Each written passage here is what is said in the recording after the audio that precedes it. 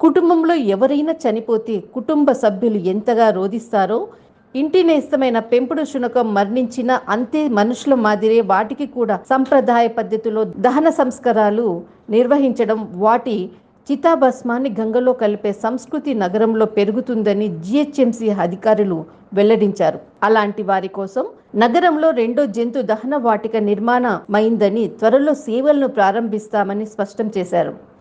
ఒక్కో శునకానికి 2,500 రూపాయలు. జిహెచ్ఎంసి 2 ఏళ్ల క్రితము ఎల్బీ నగర్ సమీపంలోని పతుల్లాగూడలో శునకాల కోసం తొలి ఎల్పీజీ దహన వాటికను అందుబాటులోకి తీసుకొచ్చింది.